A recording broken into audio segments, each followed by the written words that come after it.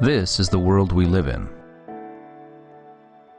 If we weren't surrounded by it every day, if we didn't take it for granted, we'd be dumbstruck by its very intricacy and brilliance.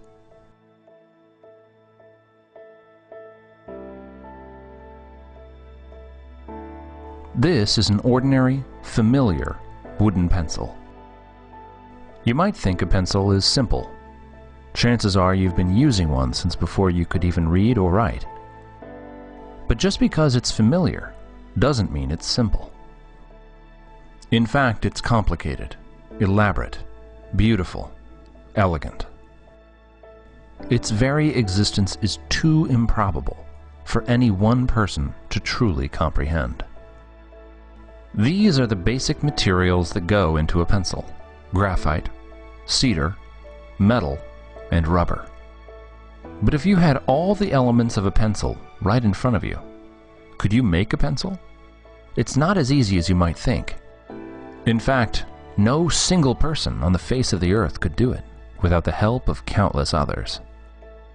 And this is the key to understanding the world.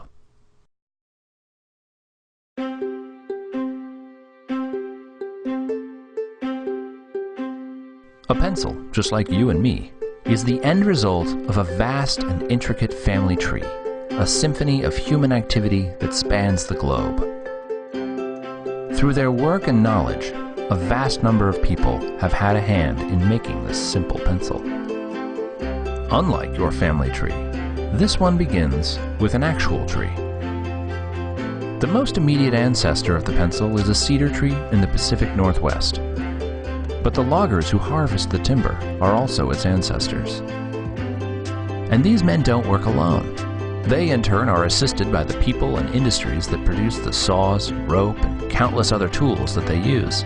These are also the ancestors of our pencil. As is the waitress at a nearby diner who sells the loggers lunch, to say nothing of the thousands of people involved in producing that simple midday meal. Across time and space, the web grows. Consider the roads, trucks, ships, communication systems, and the people who design, build, and maintain them. All of them are necessary to bring the lumber to the mills and the slat factories that process them. All of them are also the ancestors of the pencil. And even with the work of all these people, so far all we have is a stained wooden slat, a naked half of a wooden body of a pencil. But its family tree is larger and more extensive. The graphite is mined in China and Sri Lanka. At the pencil factory, it's mixed with clay and heat and other materials before it's extruded, dried, and baked in a kiln. People from different continents, different cultures, cooperate to bring these materials together with waxes and kilns and equipment from across the world. These too are the ancestors of the pencil. And the same is true of the eraser. With ingredients from around the world, it's the end result of a similarly complex and exotic branch of the family tree. As is the ferrule, the metal band made from material that is mined, refined, and shipped from all over the world. Each part of the pencil is the result of the collaboration and cooperation of millions of people. Together, they form a process that is constantly changing and adapting.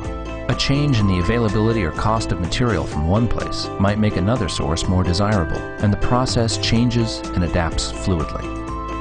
And there is a fact that's still more astounding: the absence of a mastermind, of anyone dictating these countless actions which bring a pencil into being. Each member of this family tree supplies only a small amount of the necessary know-how needed to make a pencil.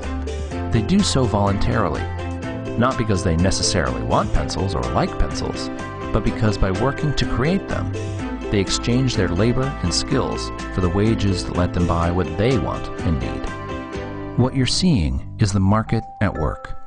The spontaneous configuration of creative human energies, of millions of people with their various skills and talents organizing voluntarily in response to human necessity and desire, as if led by an invisible hand to promote an end which was no part of the intention.